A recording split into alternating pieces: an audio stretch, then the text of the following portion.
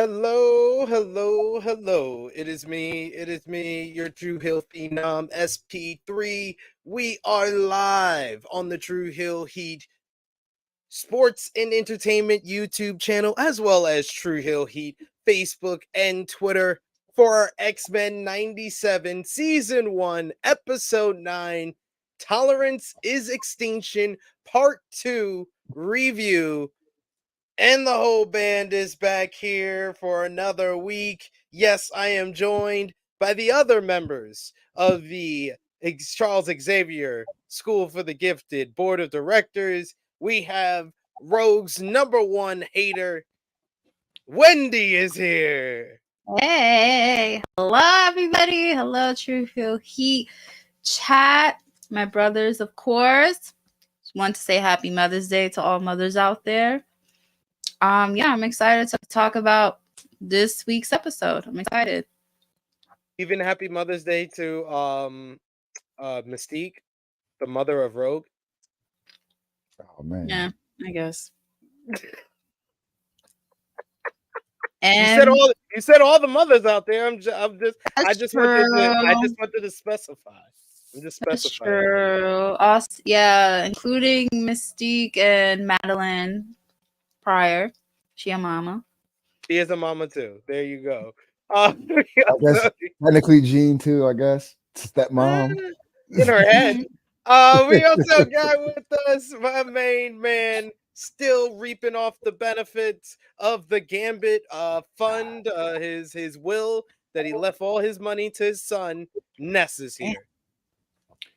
Speaking of, yeah, at least I get the money. Rogue got the jacket. So, I mean, I can buy a Gambit jacket. I got money and a jacket. But, yeah, what's up, everybody? You didn't even get the mutant powers, too. So, hey, money's the best power in the world. So that Gambit fund's gonna come in good hands. Nah, but yeah. Well, True Hills, what's the deal? It's your boy Skinny Krabs, aka Ness. I had a lot of emotions. Like every week, I feel like there's emotions and actions, but it like usually together. But yeah, a lot of emotional points in this show today. Gonna try not to be a bitch and be down in the dumps when when we discuss them. But another great episode of X-Men 97, back to discuss it with the gang as we do every Sunday. I can't front, sir. I will say that on Wednesday, I was literally stunned. I was like, I literally didn't know how to go about the rest of my day. Like, I was like, I don't know if I should watch it this early in the day because I don't know what to do. Like, I was like, I got work later. I know that. I got to record some things, but can I get my mind into recording and doing other things? Because I was just, Logan, no! Yeah, that's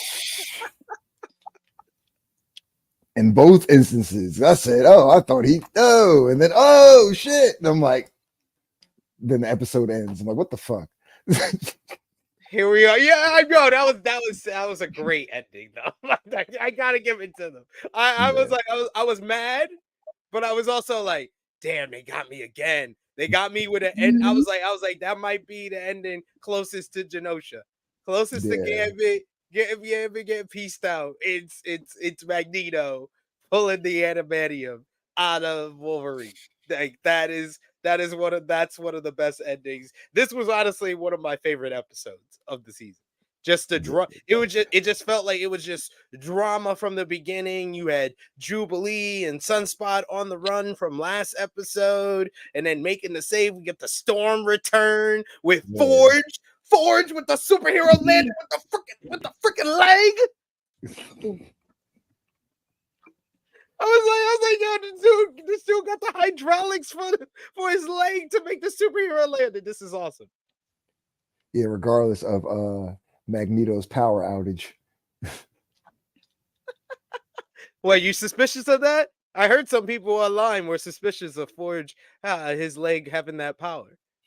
Nah, I didn't. So remember, we were talking before we went live on the stream, and I was like, I missed parts. I missed this whole part with Jubilee and Sunspot running from the, which I'm like, well, they got back into the corner. Now you want to use your powers. What? I would have been knocking motherfuckers out Like, don't wait till you're in danger. You know, you got no other choice. Like, I get it, but Storm didn't have that fucking problem. Forge definitely didn't have that problem. So yeah, Yeah, Storm is the best. She's the most powerful. Like it's like Storm is the GOAT. Like that's what I've learned this season. That was the lesson I learned. I learned that Storm is the GOAT, and despite how some people on our panel here feel, it really feels like Rogue is the main character or one of the main characters. yeah, At least the female lead. yeah, definitely. Because with Jean's in and out, wasn't back because of But like just think about the overall season, and I know Wendy's getting upset, but just think about the overall season. Think about the overall season. Who has kind of been at the center of all the talk? Like it was the first half of the season was the love triangle of Rogue and yeah, Gambit and Magneto, and her decision in Genosha, subsequently led to that whole the best episode of the whole season and everything that happened there. And then her is kind of been at the centerpiece of all the fallout of all of this. This is when the second half of the season really picked up, is when she went on her rampage and we discovered that there was Prime Sentinels, and then we got the discovery of Bastion. Bastion has been pulling all the strings in the background, but Rogue has kind of been at the center of everything. Like Cyclops has kind of been like a fake face of the company, kind of like a WWE champion when John Cena's here, but Rogue is John Cena.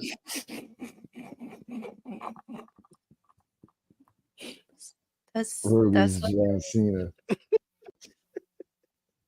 So that's I mean, it definitely could be Becky. They both got red hair. That's also true. Also true.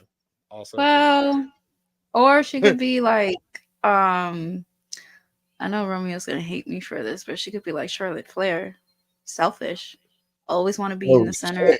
Where'd that come from? Oh wow! Always want to I be was center expecting of that. I'm not gonna attention. lie. I was expecting that. Always want to be center of attention, selfish. Like, girl, give somebody like some time, some like TV time. What the hell? So selfish.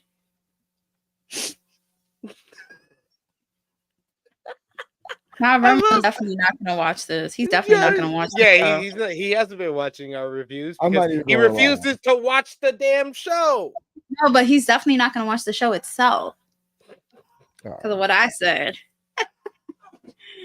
Oh, we got Power Driver Finisher in the chat. Thanks for joining us. Yes, if you're joining us, we appreciate y'all. If you're watching us on the YouTube channel, watching us on Facebook, watching us on Twitter, remember to show your appreciation back the simplest way possible. You could drop a thumbs up if you're watching us on YouTube. If you're watching us on Facebook, you could drop a thumbs up, a heart, a laugh, an angry emoji. If you're watching us on Twitter, you could just drop a heart right on the post here. And you can also retweet it to share with others and join in the conversation in the live chat. We love to interact with all of you guys. We got Vala B, who says season MVP is Kurt. I can't give it to Kurt. Kurt is like maybe like a hidden gem, or like a kind of like most underrated. He seems more of that than a season MVP. I think the season MVP is either the person that you and Wendy will give LVP to, Rogue, or it's probably the stronger case is Magneto. Magneto is probably the season MVP so far. Yeah. What do y'all think? I agree with that. Who do you think is everybody else is taking? I mean, he took a major L, but everybody's taking way worse L's than Magneto. Mm-hmm. Way worse L's than Magneto.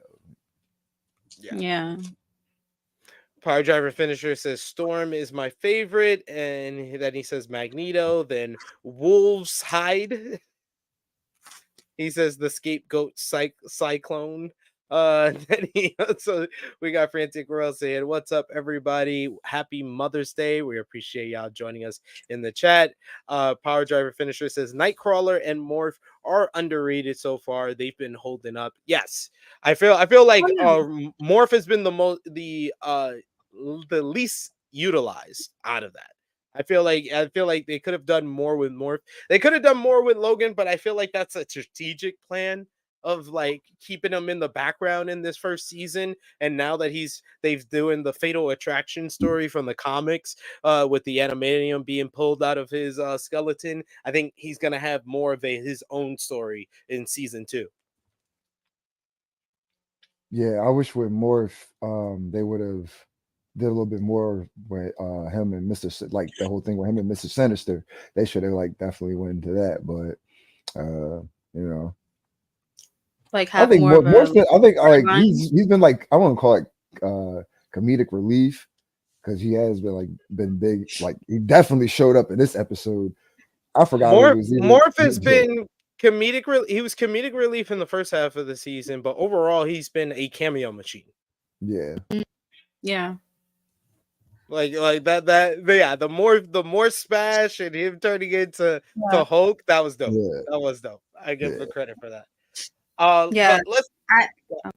Go no, ahead. I was saying, I agree with what Ness said. Like I feel like with Morph, like I feel like they should have did like maybe like a little like an episode with like him and like how like his feelings towards like the fact that Mr. Sinister came back, or and just his feelings towards it, like a little maybe like a little storyline or something with him, so that for people that didn't watch the original X-Men could like I guess get like a little history lesson on like that story. Like see like like you can like watch like what the emotions that Morph was going through, when he was brainwashed by Mr. Sinister, like something like that. I think that Sinister is going to be around for a while, so maybe they can do that in season 2. We got Frantic World who says Magneto and Storm are season MVP to me. I would say my gold medal would be Magneto. My silver medal would be Rogue.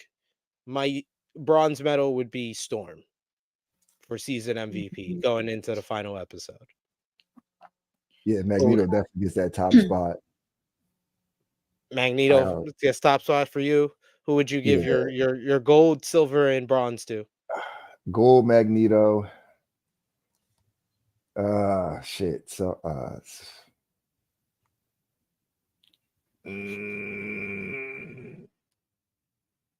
I like the thought of Rogue, but this might be controversial. I might have to go with Cyclops. That's fair. No, that's fair. He's had a big spotlight on him, and they've improved upon, like, they're showing why he's the leader in this season. Yeah, I definitely felt like that in this episode. Well, we'll definitely get into it because these are things that we talked about episodes ago that are coming to fruition. So it's like you guys come to the right place to hear of what's going on X-Men 97. And then my gold medal, I'll give it to my bronze medal. I'll give it to Rue. I'll give bronze to Rue, definitely. Because like you said earlier, a lot of things that are transpiring, she's smack dab in the middle of it. But I feel like out of the three I just named, she lost the most. Yeah. So third place of being like one of the most important people of the whole season thus far. That's not too bad. That is good. That is good. Wendy, what about you? Gold medal, I'll give it to Magneto. Silver, silver.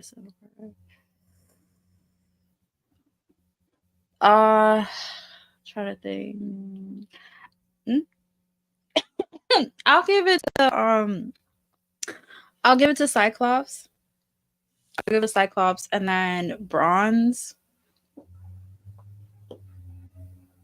I want to give it to.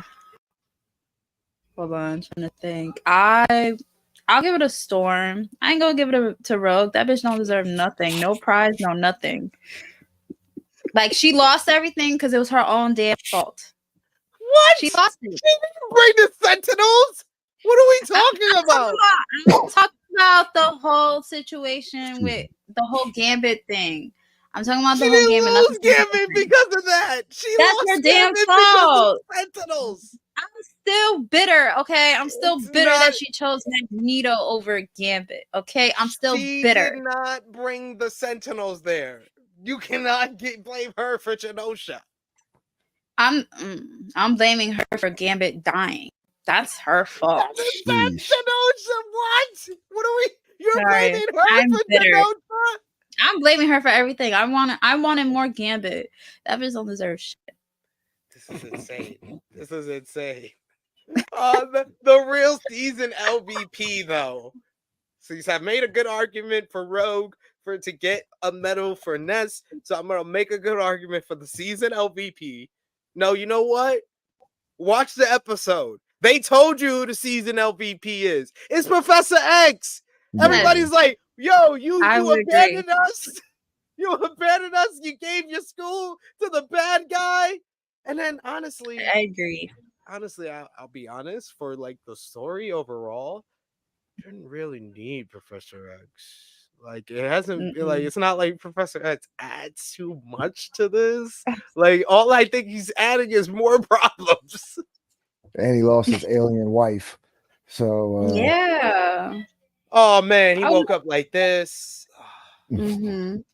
I would say that's something that I feel like we all agree, like for LVP, like honestly, like to give it to Charles Xavier, like everything that's been going on, like yeah, he deserves that. Frantic Rail says Wendy about to drop her diss track on about Rogue. Wendy Lamar. I might have to message Kendrick on that. He could help me. Hate the way that you walk, the way that you talk. Hate the way that you fly.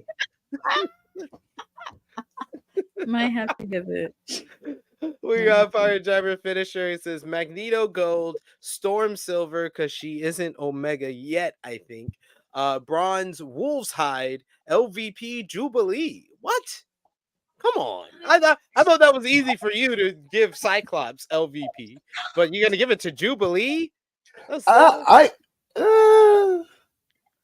can understand it. I'm not gonna full out agree with it, but I can understand it.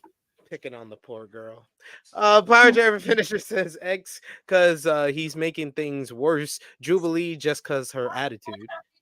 What? Her attitude? She stuck with the team. Her boyfriend is a I didn't see this. I don't agree with this explanation after the fact, but I do agree with her. She could potential be LVP though. I do agree. I mean, the only reason she would be LVP is because she hasn't been getting enough attention. Yeah.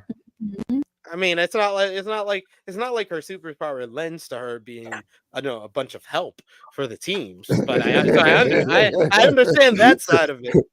But I'm just saying.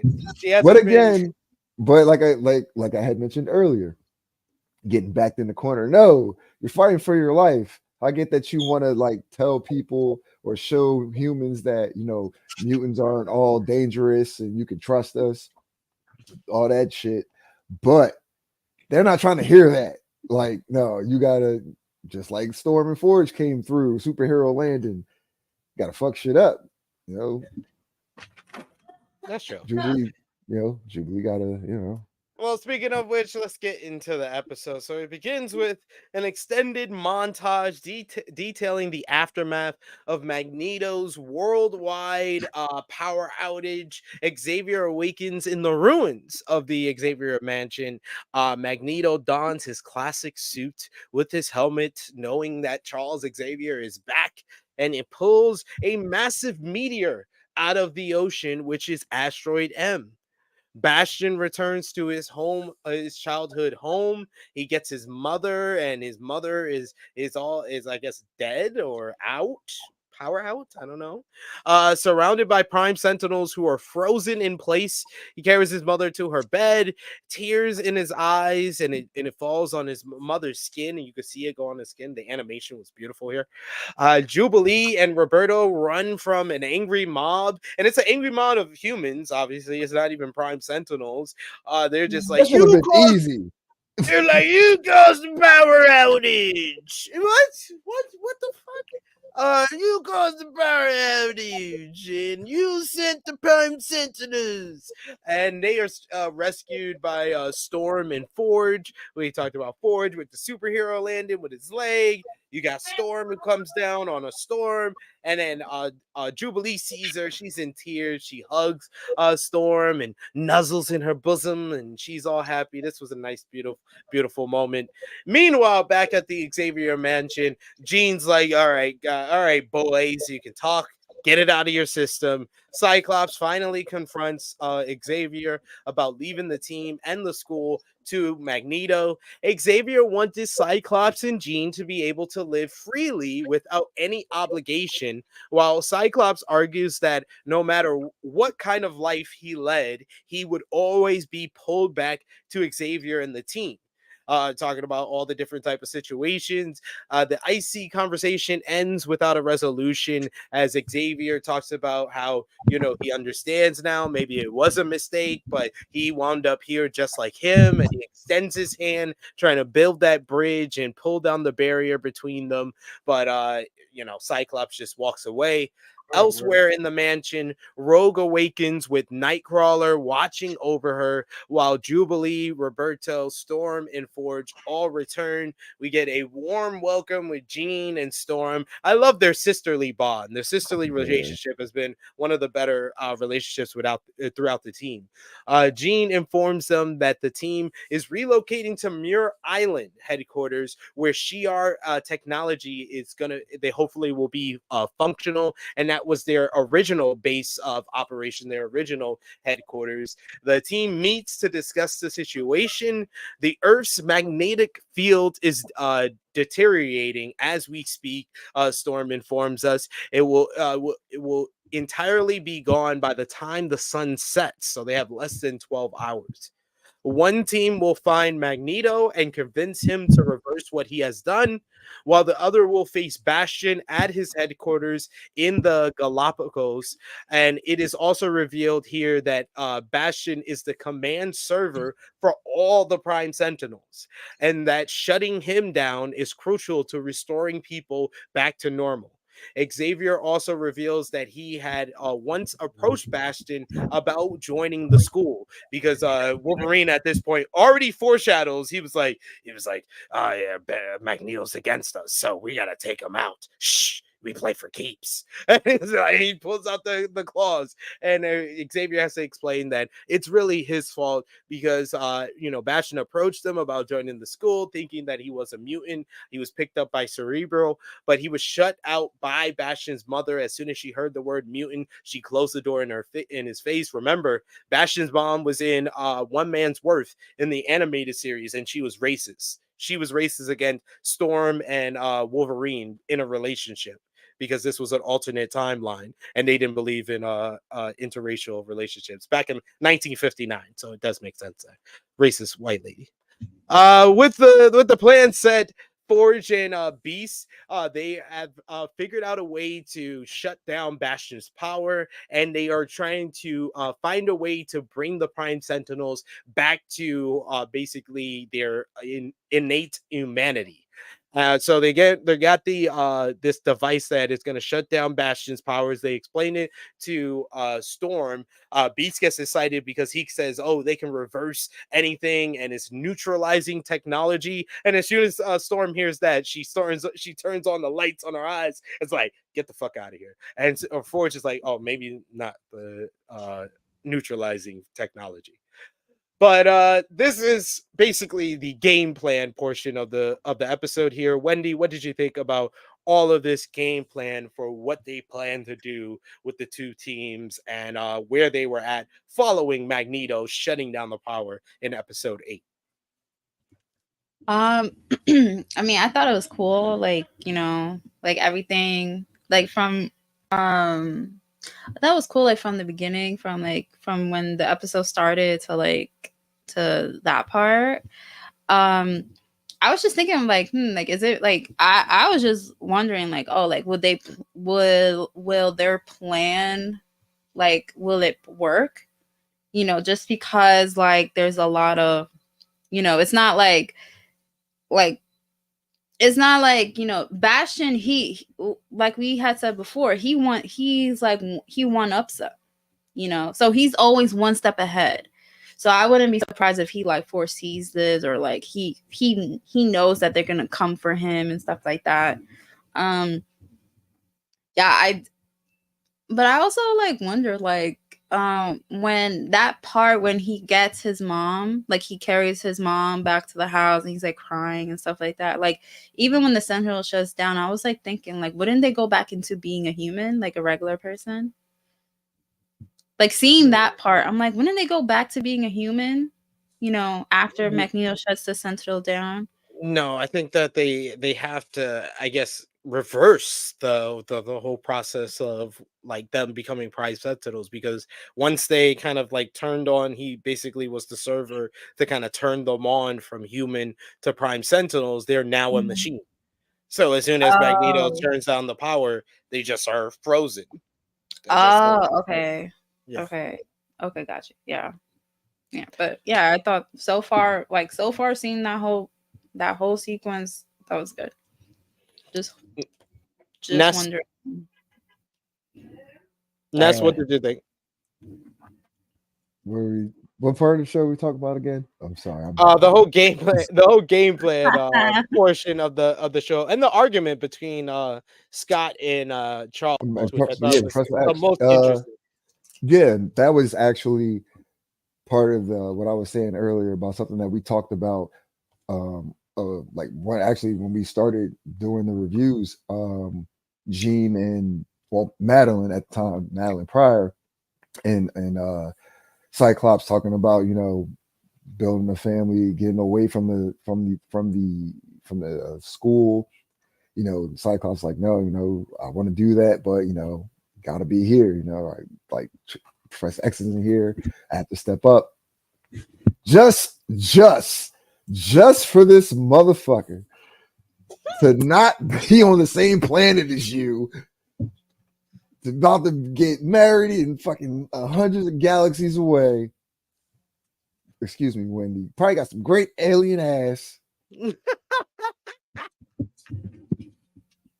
Just for him to be all the way out there, and I'm all here on fucking Earth, leading this team of metahumans, fucking mutants, bearing all of this shit, my emotional shit, world physically, mentally, all this, just for you to come back to tell me that the world I built, the world that I built, I couldn't enjoy it. That's what I wanted you to do. Like, if you wanted me to do that, why the fuck did you leave? We're about to get to the person that's like really gonna put the foot in his ass and really tell him that how much Mhm. he fucked up here. We He's even a have piece of shit. Roberto.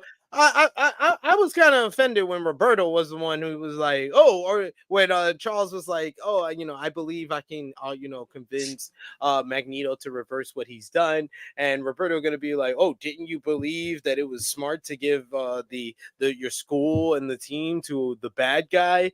And Sky had to be the one that, oh, it's no time for the blame game. He's like, I just did that, nigga. I just did Yeah, that. yeah, yeah. He's like, I already did that. I already did that. No time for that. He was like, let's get ready. But Uh, it's so not surprising that they it's not surprising like how they feel like now that Charles came back, because like we did talk about it. We did speak we did speak in the following episodes that we were saying that it's probably the episode's gonna show like the aftermath of like once he comes back. Like obviously they're gonna want an explanation as to where was he, like what was he doing, and still have that sense of like a sense of distrust with him, because it's like like you left us, like you left us. So it's like they have that trust, loss of trust with yeah. him. So I wasn't surprised. Yeah, I would, if I'm Charles, if I heard Sunspots be like, I would have looked at Sky and be like, yo, who this? Who this up in my house? talking back to me. Like, I understand y'all upset. Storm can be upset. Scott, you could be upset. Jean, you could be upset. Logan could be upset. Logan's always upset. Rogue is most of all. She could be upset. Beast, he never upset. He could be upset. Nightcrawler just got here, but he was in Genosha. He could be upset. But get the who are you, Sunspot? Oh, your mama gave you away? You must have not had a good relationship with your mama to begin with. You didn't wish her happy Mother's Day today, I bet. You didn't wish her happy Mother's Day last year either. That's why she let you go. That's why she gave you the Prime Sentinels, Roberto. That's what I would have said to the kid. Prince agrees everything that you just said. Up at my house. Up in my house talking back? Like, who is this kid? All right. But we continue on. We go outside. Storm is wearing Gambit's jacket. Like Ness said earlier, she's also got her old outfit on when she was evil. So this was a little bit of foreshadowing here. She gets emotional as she talks about as Charles says that he wished that Gambit's body could have been buried here, and she says that Gambit was a Cajun through and through, and that he says that he always used to say that it was about the things that we left here after we were gone, and he needed to be buried there. And she said that he would have known that if he looked at them as more than students. And Charles says that he is so sorry. He's sorry for her. He's sorry for Gambit. He's sorry for Moira. He's sorry for all those mutants on Genosha. But he says he can't take that pain away. But as he says that, we see Magneto coming with Asteroid M out of the sky. He comes upon, and we get a big showdown. But now, it's always with Magneto and Xavier. Their showdowns are always a difference of opinions. So Magneto confronts the team with his message forge, as they always do. Xavier and Magneto clash over their differing opinions for the future of mutant kind. Magneto says that he is forming a new safe haven for mutants and asks who will join him from the team. Much to the team's disappointment, Rogue decides that she's going to go first. She walks over to Xavier and she gives him Gambit's jacket. Well, she basically puts Gambit's jacket on his shoulder like he's a coat rack. And Storm says, "Don't turn your back on family." And for Rogue just roasts the whole team. I was like, "Damn, Rogue! Damn, Rogue! Roast the whole team." She was like, "You weren't on Genosha. There was millions that died. Gambit died. So who's gonna die next? Is it gonna be Jean? Been there, done that." Oh, shit. Oh, shit. She was like, "Man, Morph wasn't even on the team for 30 minutes before we threw him to the wolves." I was like, damn, don't why you going ham on everybody? Everybody was catching strays to the point that Roberto decides that he's gonna join up with the new Brotherhood for Mutants with Magneto on the safe haven. Jubilee tries to stop him, but Roberto says that his home mom gave him away to the Sentinels, so there's nothing for him here. And he said, "What's left for him here?" And Jubilee says, "Me." And he still walks away. He turns into his full Sunspot mode and goes up with them, flies up with them. But this was a very dramatic scene. This was one of the better scenes of the episode. Ness, what did you think about this one? Yeah, Rogue woke up and chose violence today because she was at everybody. But as much as we don't like to, give Rogue her just due, some of us, what she was saying was facts. She was dropping gems. She was definitely saying how like everybody thought she's tired of mutant deaths. After Gambit, she's like, "I can't take this shit no more." Definitely, like that's definitely the last straw. And we keep trying to integrate mutants and with the humans, and like, you know, we have Genosha, we have, you know, the that mob of mutants is going after Roberto and Jubilee in the beginning of the episode. Like, some people you just can't, you know, you can't make peace with. And it's your life or theirs, you know. Like, I'm not going out just fucking beating up humans every day because I'm bored. I mean, there's people out there that do that, and that's what we come and take care of, you know. But you want to project on all of us like we're just a monolith, but like we're not, you know. Shit, that sounds like black people. So that's why I can relate to X-Men. That's all it is. That's all it is. It's a symbolism in a lot of ways. Wendy, what did you think about this scene here? And Rogue getting her bars off on the whole team. Okay. All right. So let's start from the beginning. So the scene between her and Charles Xavier, like whenever she was talking, when I was watching that, all I had was a small violin going. Oh no! Like her talking about Gambit and this, and I was like, violin, small violin, like, and then You're not right for that. What? Like, I'm being honest. Like, I'm really being honest. I'm like, okay, yeah, like that's small violin right there. But like, first of all, that scene, okay, I will say it was well done, like how they did it, like not trying to, you know, like putting my beef aside, it was like seeing that scene itself was well done, you know. That was really well done. You know, once, like you said, the whole beef between Magneto and Charles, like they're them going back and forth, you know, they always have this, like, I guess you could say it's like a love-hate relationship between them. Like more love from Charles' side and then hate from Magneto's side. Like it's like a love-hate, like brother, you know, brother type of relationship. How I see it, you know. Yeah.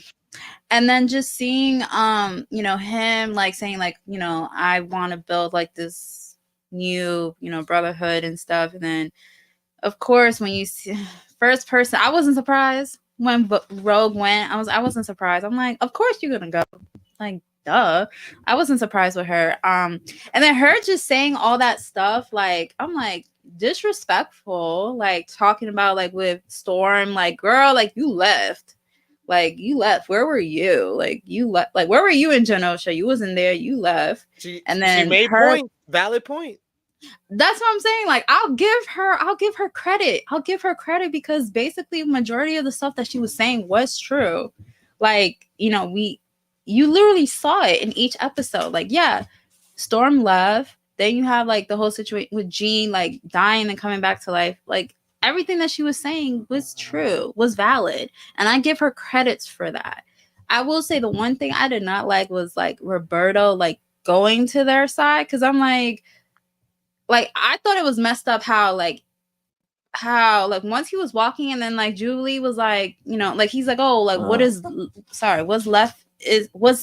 left there? And then she was like, well, what about me? And he's like, he just kept walking. I'm like, dude, you're disrespectful. Like, don't do Jubilee like that. Don't do her like that. Like she's been by your side from the get-go. Don't do her dirty. Yeah.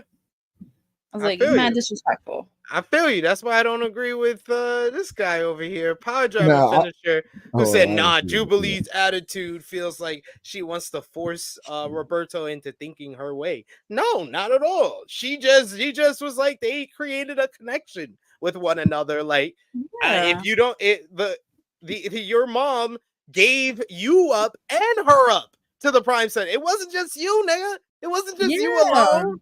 It was me too.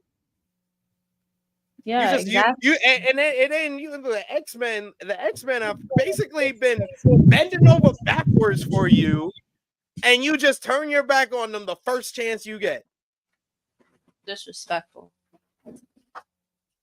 No, you know, I think y'all know who's gonna be my OVP.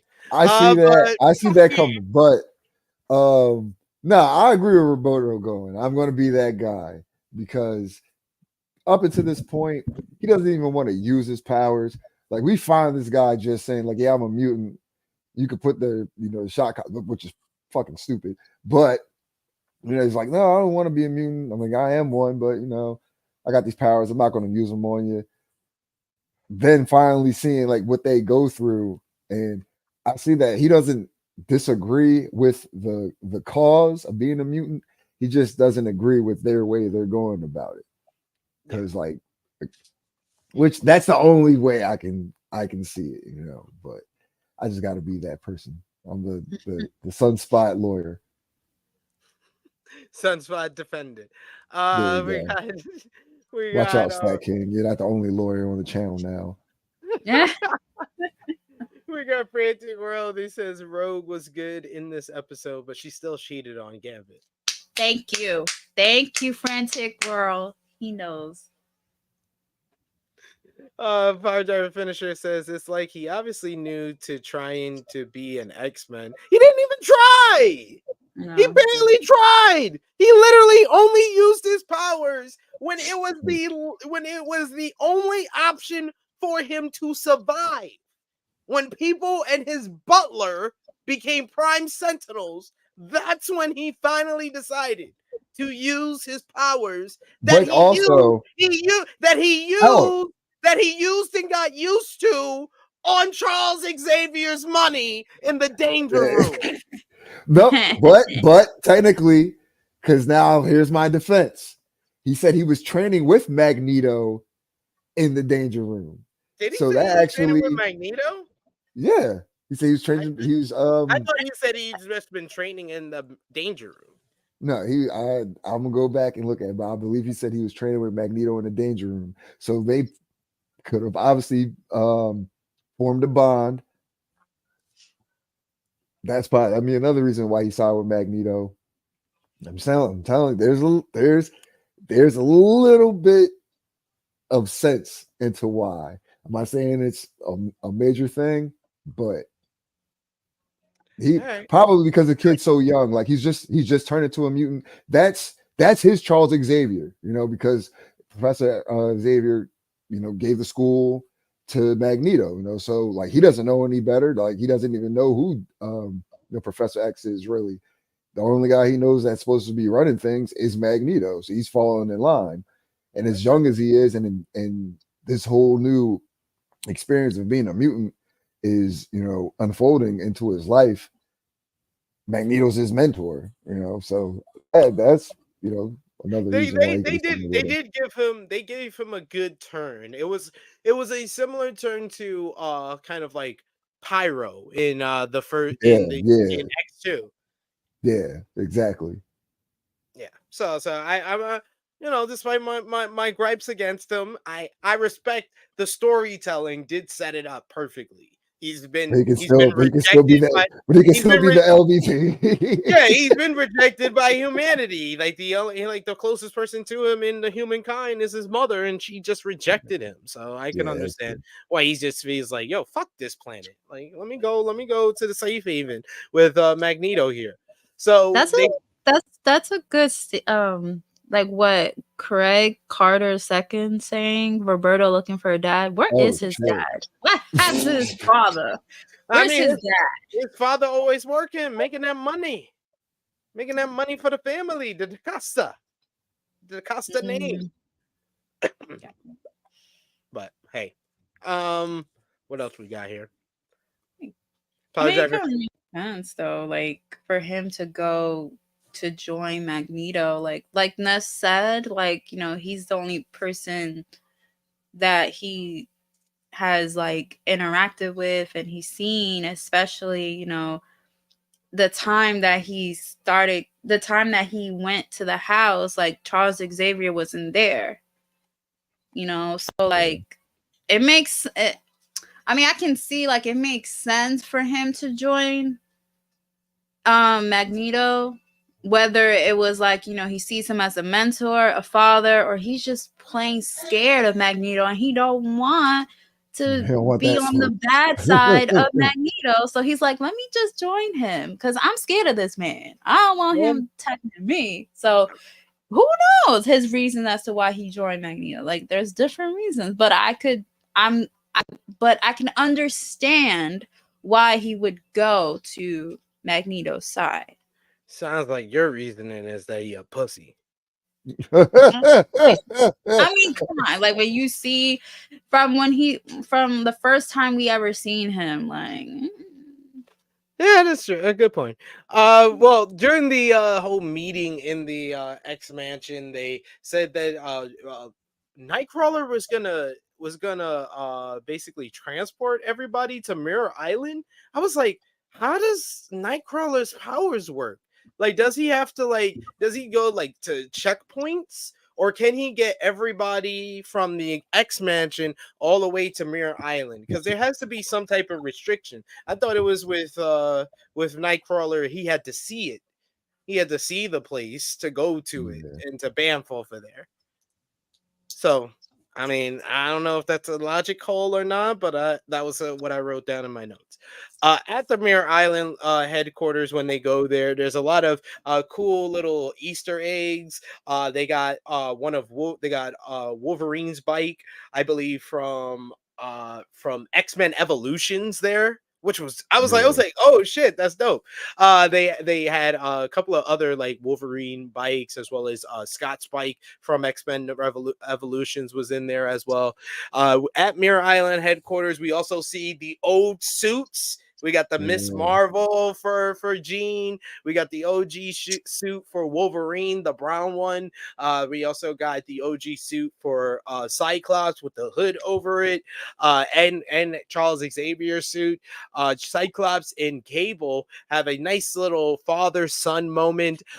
Cable says, "Oh, just when we're starting to bond, you're gonna go to Asteroid M," and he says that talks about how he needs to depend on Jean, and he says that Jean and Madeline are two of the most powerful people in the world. He says that he wished that he could be on like some island right now with him and Jean, but Jean isn't, and Cable says she isn't my mother, but I want her to be. But then Cyclops says that he needs to depend on her, and he says, "Son, go give them hell." And then he gives him his own suit, which is the suit from the old video game. I believe that came out in like 1992, 1993.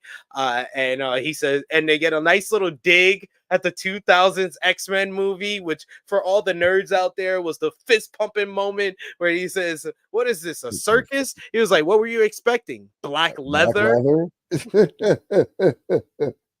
Great stuff. Love it. Meanwhile, Xavier meets telepathically with President Kelly, who is hesitant to let the X-Men handle the situation. He warns Xavier that if they fail, he will have to take action as they have a Magneto protocol. The team suits up in their classic suits, which look awesome. We get a nice little monologue and speech from Charles, who's telling the team that they have less than 12 hours to accomplish their goal and to save all this planet. Bastion, we have the blue and the gold team. So I believe the gold team is headed up by Storm and Jean. The blue team is headed up by Cyclops. The gold team is Jean, Storm, Forge, Beast, Cable, and Morph.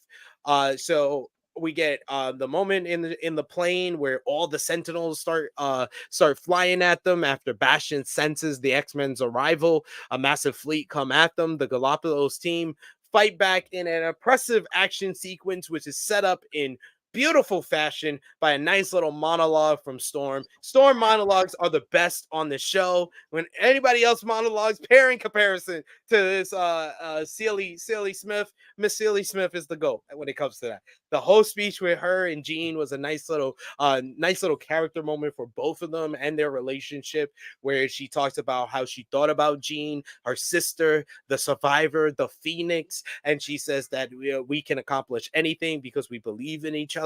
And go forehead to forehead, and she says that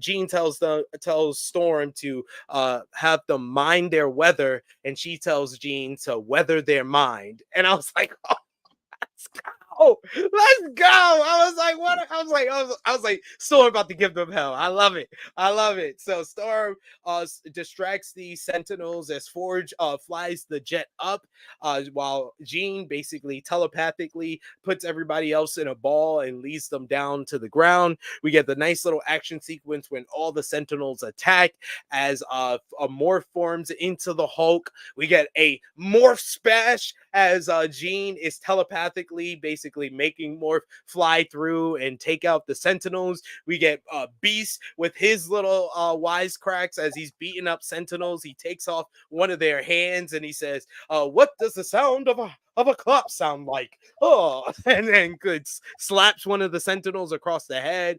Morph Hulk punches the Sentinel's head off, and his head flies into DeMayo's cafe, which is the creator of X-Men 97, Bo DeMayo. So that was a nice little Easter egg there. So while the team is well equipped to fight the Sentinels, we even get Cable jumping on a Sentinel, shooting at one of them, shooting at another one at the same time. Jean is facing a greater challenge as Sinister singles her out. So I was like, yo, this is what I got hyped. I was like, Sinister versus Jean, let's go. However, she is able to hold, temporarily stopping him. He gets the better of. I love the action sequence with Sinister as Jean is like throwing like telepathic balls at him and telepathic like Swiss Army knives or whatever, like the ninja stars.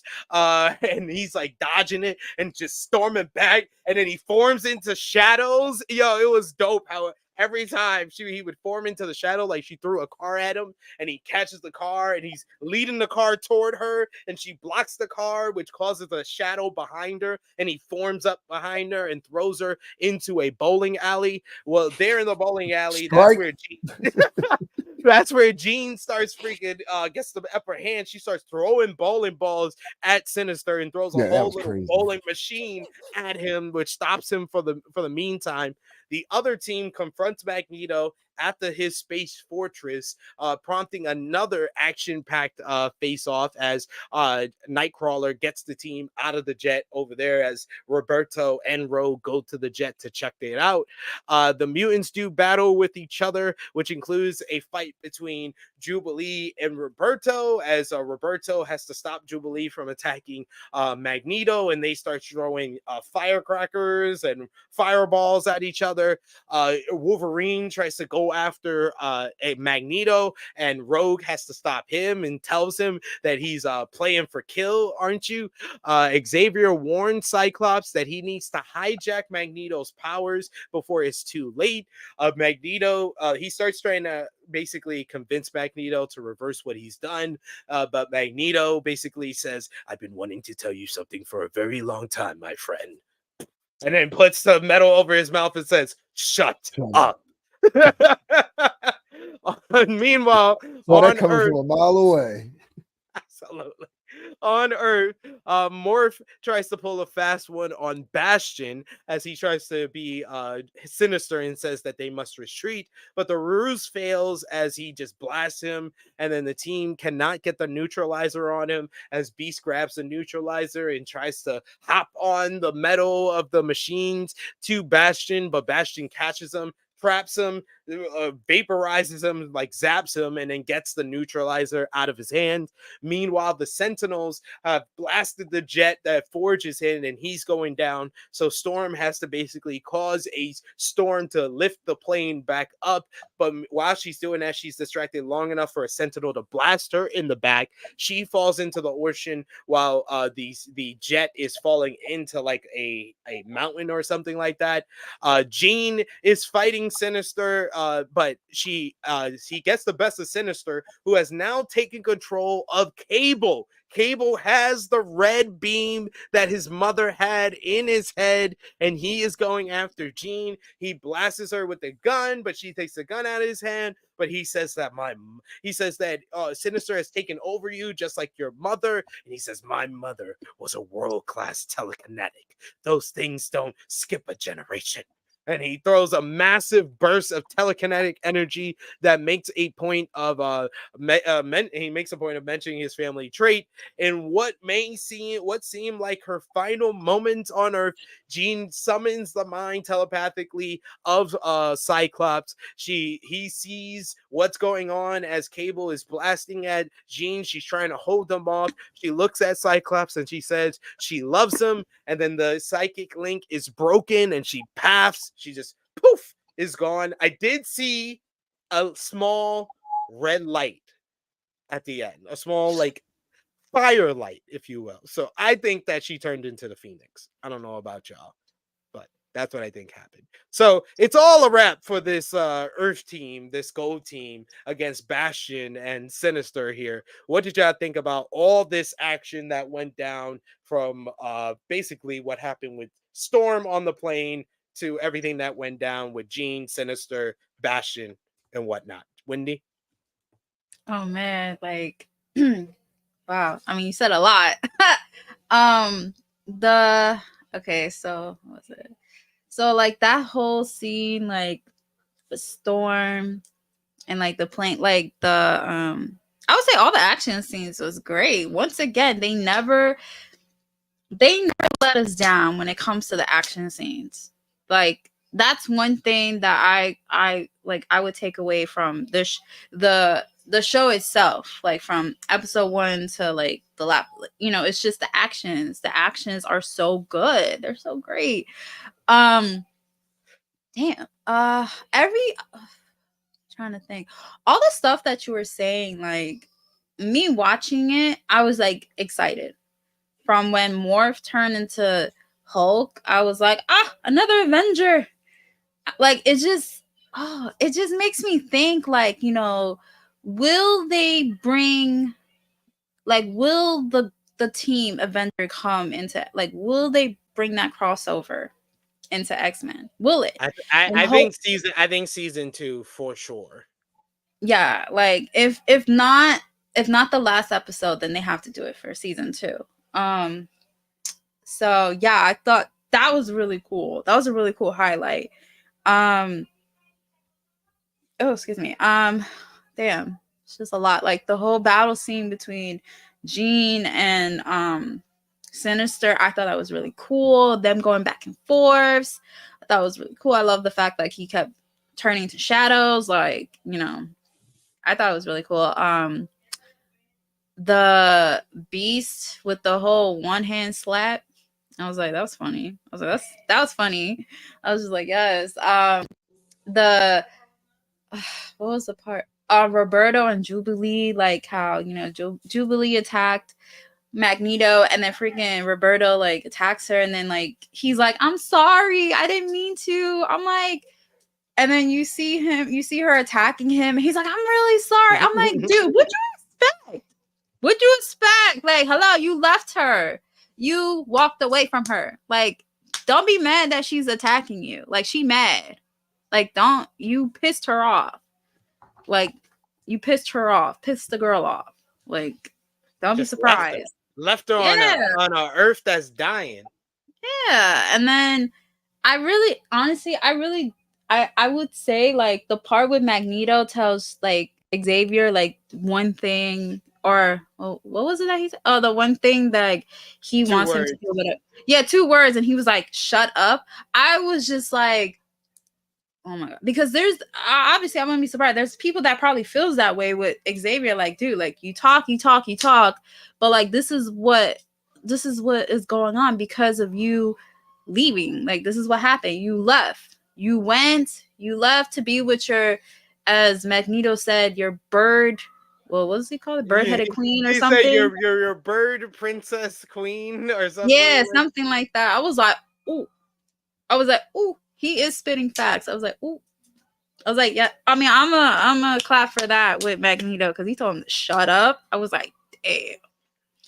Like, damn. But I feel like a lot of people probably felt that way. Like, bro, you need to shut up. Like, you shouldn't be talking. You shouldn't be talking right now. No. But everything else was like action pack. Everything was great. Like, I was very surprised. Like, him, Cable, and Jean, like, I'm like, I was like, oh my gosh. I just kept saying, oh my gosh, oh my gosh. There is something that I thought with the scene that you're gonna bring it up, but I will say it after you bring that up. But overall, great. I was excited. I was like on the edge of my seat with the action. Ness, what did you think about everything going down with the Gold Team against Bastion and Sinister? Yeah, that's where a lot of emotions were going, on a roller coaster. Again, just like Wendy said, the action, talking about the action, the animation of the action has always been great since the start of the season. Um, I feel bad for Scott here, once again placed in another situation, not even over or there with Sinister, but have to deal with the aftermath. Obviously, Jean. I got to watch it again. I didn't see the red light, but if she does turn to the Phoenix, that's a whole nother situation. The love of his life that he loves from him and his son, like, You mean that's a lot to deal with. Yeah, like, one of not his love. yeah. Damn. All right, it's not Rogue. He's just, when he's just Okay, like, first of all, let's I'm not tired of come everybody's on. shit. He's in that same route with Rogue too. Okay, like he fell in love with two women. He It's thought not his one of them was the fault. same. He thought one was the same, but turns It's not out his he was fault. in love with the same one that looks like her, and then got her pregnant, and then he was still thinking about her after the whole aftermath of Genosha. Let's not forget. Hey, I That's his mean, baby mama. we haven't got to it yet, but there's another candidate for LVP here. So that's all I'm going to say after what Wendy just said. But continue, Ness. Oh man. Yeah, that's yeah, that's pretty much it about that with the Genosha stuff. I mean, I'm not the Genosha. Um, with the team, was it gold team? Yeah, in the Yeah, Galapagos. yeah. But let's go back to the blue Oh, I'm team. sorry. The was this part? I don't know if it happened yet because I don't want to spoil. Rogue didn't like. She just started wilding on Wolverine. He Yo, was she like, stopped. She tackled yeah, Wolverine, she's just like and she really was. just that They shit were. threw me for a loop. Not gonna lie. I'm like, all right, what the fuck, Rogue? like it's like that now. I'm like, oh, okay. At least she didn't We take her glove off. You know, we see them like fighting, and like she's flying around, and they're still fighting with each other as Charles gets into Cyclops' head and tells him that he has to get into Magneto's head to reverse what he's done, and they have to pray that the Gold Team will be able to neutralize Bastion. So he says that he tells Scott that so Scott can get Magneto's helmet off, so he's able to get inside of his head. Wolverine is the one who manages to get on top of Magneto on his back. He pulls Wolverine off of him and slams him into a wall, but Wolverine is able to get the helmet off. Xavier is able to get into Magneto's mind, and he is wiping it, which is like it looks like it's killing Magneto. But before Xavier's plan could be completed, Cyclops stops him, saying that the Gold Team needs more time. This proves to be a bad decision because that's all that Scott seems to be doing in this series is bad decisions. Magneto traps everyone in metal, forces his helmet onto Xavier, blocking his power. He then gets like a freaking wall hand out and puts Xavier up. It looks like he's about to just go ham on everybody. He's distracted with Xavier so much, it looks like he has the upper hand. But then Wolverine stabs Magneto in his back with his claws, and he tells him that he's been in a lot of wars and the brave always die young. He basically shows respect. He didn't want to do this, but he was the one from the beginning of this episode. He said that there's only one way this is going to end. But my lord, I did not think we were going to get this type of ending. I thought it would be hard to top the ending of episode 5, but they somehow did it. As you hear Magneto say, he's like, finally, Logan, you have ended this rivalry. And he takes all of his powers. He puts the claws back into Wolverine. He puts him up against the wall. You hear the animanium being ripped off of Logan's bones. You see the animation coming out of his body. Well, Charles says, Magnus, for the love of God, don't! And he does it. He rips the animanium out of Logan's bones, and we get the haunting visual from the Fatal Attraction comic from all those years ago. And they do the brutal moment where Magneto rips it all out, and they end with the violent tapple of Wolverine screaming in pain. What a huge cliffhanger to end this episode on. Wendy, what was your reaction? How did you feel at the end of this episode? Oh my gosh. So, all right. So before I say my reaction, I was gonna say that scene with Logan finally taking the hat Magneto's helmet and Xavier doing his thing, and then you see freaking Cyclops like telling him like, no, the gold team needs more time. That part was so deja vu to freaking Avengers Infinity War with freaking Star-Lord. Yes! Like, yes!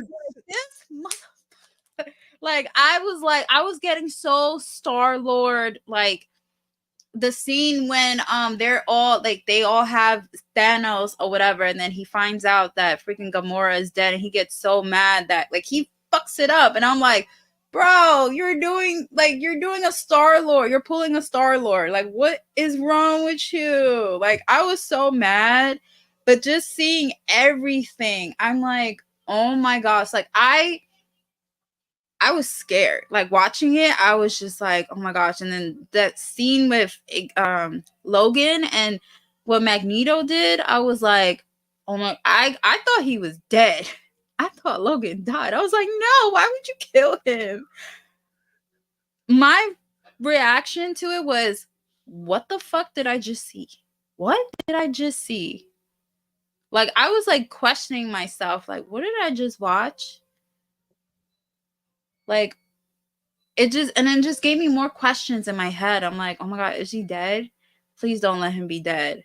Like, oh my god, and then once again I got mad because of the damn cliffhanger, and I'm like, okay, Wednesday needs to hurry up. I need to see the last episode. But overall, like the visuals, everybody who does the design and the animated, like the animation to that scene in particular, y'all need y'all need not one bonus, y'all need 2 bonuses because that shit was great. Shit was amazing. Yo, that whole ripping of the animanium might be the moment of the whole season. Like, yo, the fact that they did that was crazy. But I mean, in the comics, it leads to Wolverine.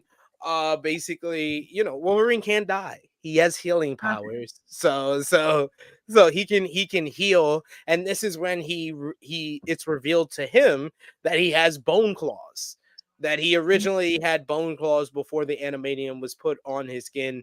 So this is where he realized he has bone claws, but he becomes very virile. Like he goes out into the woods, into the wilderness, and he becomes like a wild animal again. And he has to discover himself again and who he is without the animanium. And then eventually, I think in the comics, someone takes the animanium from Sabretooth and puts it in Wolverine, and that's how he gets his animanium claws back. But Oh, I don't know how they're gonna do it here, but I do know that after this, we're gonna have finally some focus on Logan, probably in season 2. But they did foreshadow this with the previously on was done by Logan.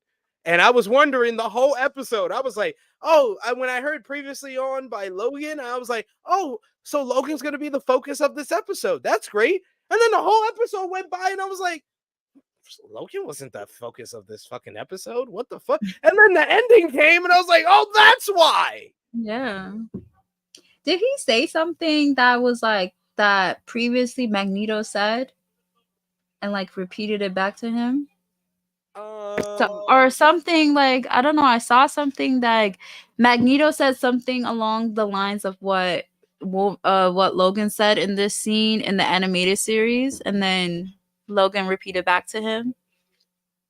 I could be so wrong. I'm not sure. I'm not sure. Okay. I just know he said the brave always die first, and I'm not sure if Magneto said that. But... Said that? Okay. He did. Oh, you did? Okay, yeah. So there you go. There you go. He did in the very first season. The very, very first season. There we go. Confirmation.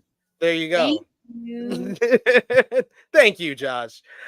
Ness, what did you think about the final scene and everything that went down on Asteroid M? Shit.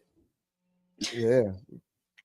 I was marking out actually at the end of the episode because I was like, what the fuck did I just see? What the fuck is happening right now? From Magneto getting stabbed, because I thought that was it. I'm like, that's it. I'm like, oh shit. You know, ain't no coming back from that. But oh no, it's Magneto.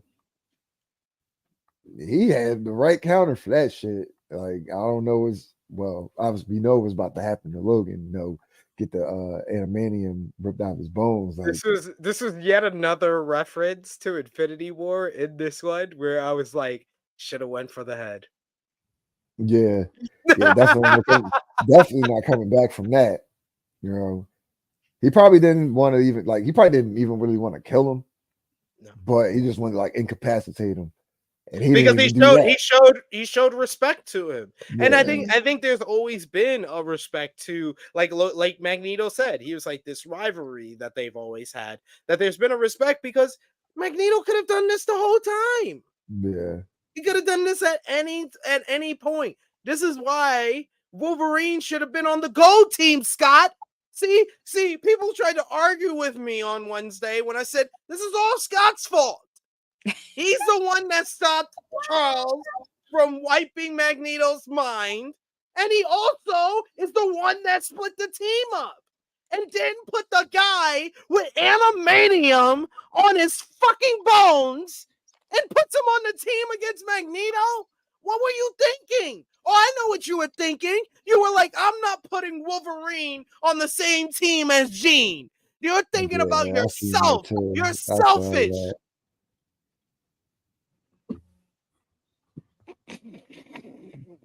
Such no, actually no, I take it back. I'm not even gonna say it. Nope. I'm not gonna compare. I mean, that's a very strong argument. It's not even an argument, that's a fact right there. I was literally gonna say, like, if I had to pick any very, very Terrence from Florida, sort of say, without the racist part. Well, we don't know. Well, yeah, we don't know. Very Terrence from Florida. But that is a key thing to bring up here. We got Frantic World who says people have been saying that Onslaught might pop up next season. If true, can't wait for that. Because in the comments, we get the big scene where Magneto rips the animanium off of Wolverine's bones. What it leads to in the comics is that Professor Xavier gets so upset, like he feels like this is the line that that Magneto should have never crossed, and he gets into his head and he wipes his brain, and it creates basically Onslaught, which is basically all the hatred inside of Magneto's head combined with the hatred in Charles Xavier, and it becomes an entity in Charles Xavier's head and then Mhm. it basically takes over Xavier and becomes this like big villain over an arc for the X-Men.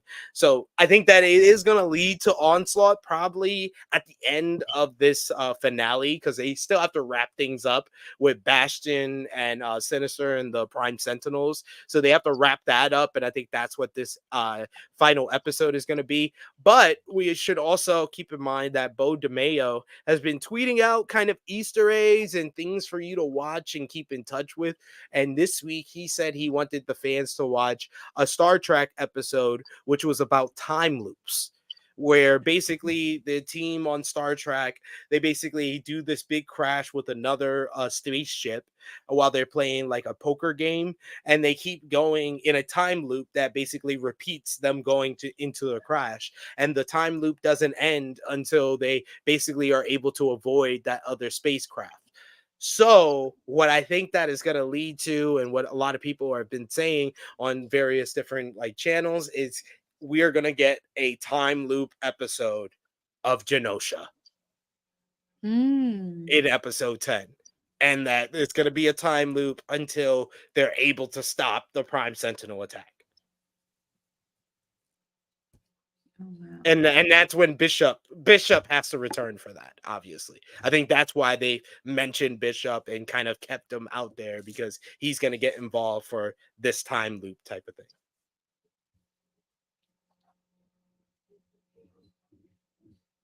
Oh, What do you for it. think? I mean, he needs to be here. Like, what the fuck? I know we sent him to the, I know we sent him to the future, but he's like you say, he was just lost, and maybe finally got enough juice for for what he needed to travel through time. But they need all the help they can get right now. Everybody's fucked up. It's hard times out here. Hmm? They got to figure out how they're gonna get this freaking red chip out of Cable's head. They got a lot of shit to solve in this final episode. God damn. Yeah.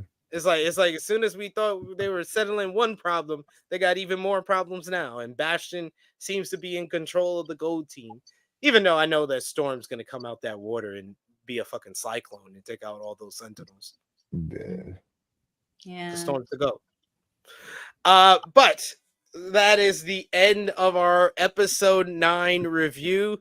Any other thoughts before we go to the final episode? What do you think is going to go down in this final episode, and how do you think season 1 ends?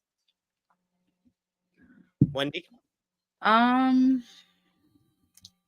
So for me, I don't know. I mean, I don't feel like it's gonna I don't feel like they're gonna well, I don't feel like they're gonna give you um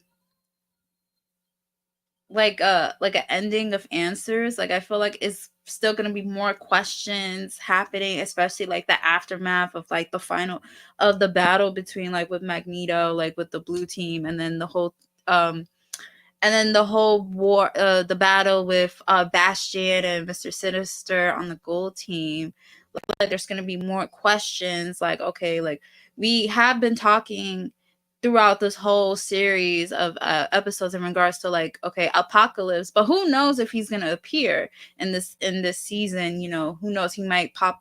If he doesn't appear, then possibility he might appear for like the second season. Like we don't know what they're going to do with season 2. Right, so there's always a possibility with with what's happening, and who knows when is this apocalypse is going to come up, or like onslaught. I do see maybe like a battle between, like, it's going to be like a battle with Cable and Cyclops, like to get the chip away, like the star. I feel like I can see that happening for season 10, for episode 10. And with the time loop that you said, that is a possibility. And I hope if they do that, I hope they bring more, they show Bishop, because I really like Bishop. I feel like they should have showed more of him, in action in this series. But if they're gonna really go out with a bang for the last episode, like Bishop definitely needs to show up for sure. But yeah, that's basically my thoughts on it. Ness, what about you? What do you think we're in store for in episode 10? I know there's a lot of people that think that we're going to get Avengers in episode 10. They need somebody. Well, I mean, they showed Spider Man, so maybe he pops up some way, somehow. I don't know how, but like I mean, they showed him for a reason. I would like to think. Um, yeah, man, I don't know. Like, Wolverine's obviously going to be out of commission. He ain't healing that fast. Uh, Xavier's knocked out the wheelchair. Uh, Magneto's stabbed. There's just a whole lot of morbid shit going on in this episode. It's going to be going on. Yeah, Scott, again, dumbass decisions are made. So now you got to go fight your son. I mean, Wolverine probably would have killed him, but or at least attempted to. But yeah, I don't know. I don't know what's going to happen in this ending episode. But I do want to see the feral Wolverine story. You know, when he has to just relearn everything with the bone claws. So I hope they give that the ample amount of attention that they need to in season 2. Yeah. I think yeah, I've heard that as well. Frantic World saying I want to see if Fantastic Four will pop up in X-Men 97. I think in the comics, after Magneto rips the adamantium off of his Wolverine's bone claws, Onslaught comes, and then in the Onslaught story, I think Reed Richards' son is involved in it, if I'm not mistaken. So we can see that crossover as well. I'm very excited for this finale. If we do get the time loop, I'm hoping that they can reverse some stuff. I don't think that that's going to be the way we get Gambit back, though. I think that there is probably going to be other people that they have to save in Genosha, and Gambit is the person that I think is going to have to be a sacrifice. I think that he's going to have to be the one that saves everyone, but he has to give up his life to do that, because I think that Wendy's right. I think that we're going to get Apocalypse maybe at the end of episode 10 or in season 2, and he's going to come with his 4 horsemen of the apocalypse, and the horseman of death is Gambit. Oh. That's who he was in the comics, and I think that's when we get Gambit back. So instead of Prime Sentinel Gambit versus Rogue, we're gonna get Gambit Horseman of Death versus Rogue. But so many possibilities, so many.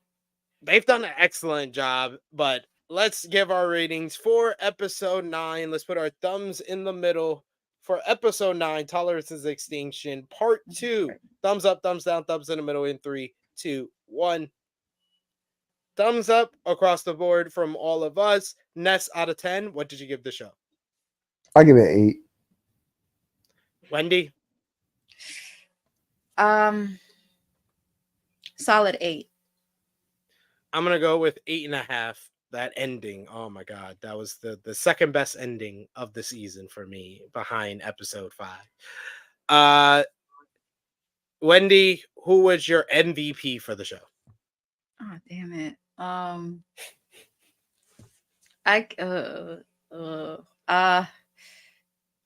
I come back? Wait. MVP? Yeah. Magneto. I'm gonna go with Magneto. Yeah, I'm going with Magneto as well. I mean, he was just he was right against Xavier, and then you can't even kill him by stabbing him in the back. He still fucking came up with a W in that. She gotta be MVP. Yeah. You can't have that ending and Magneto not be the MVP. Mm-hmm. LVP for the episode, I am going to go with Scott fucking Summers. Horrible fucking leader. It's all your fault. My poor Logan. Logan hasn't even gotten the spotlight yet. And this motherfucker Scott had 2 fucking jeans and didn't want to give Logan one. He can't have one fucking gene before he gets the adamantium ripped out of his fucking bones. Selfish. Wendy? I'm gonna give my LVP to Mr. Star-Lord, part of Star-Lord's family himself, Mr. Scott Summers, for that. And I would say my honorable mention would be, I will give it my triple mention of LVP would be Roberto for what he did to Jubilee. He did her dirty.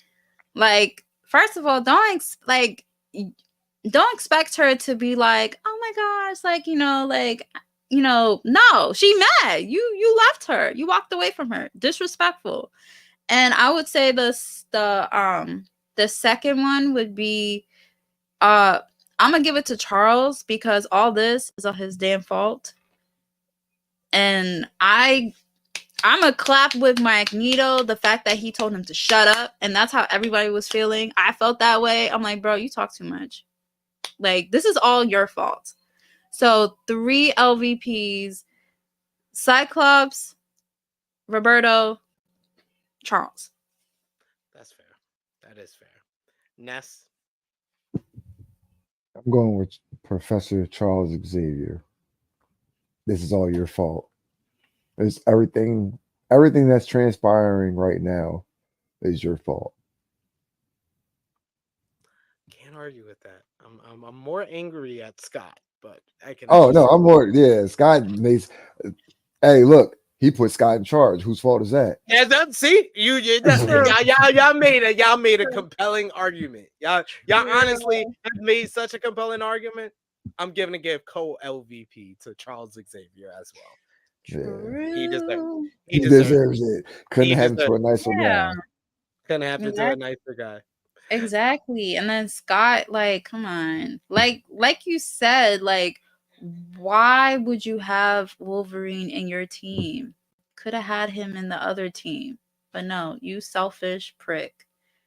Didn't want him near Jean. Nope. He was like, I gotta keep him close to me.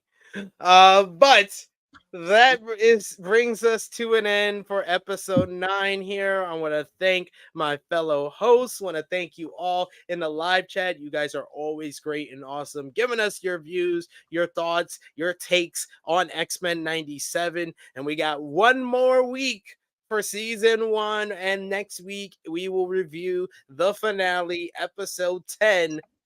But Wendy, until then, you want to let anybody know where they can follow you?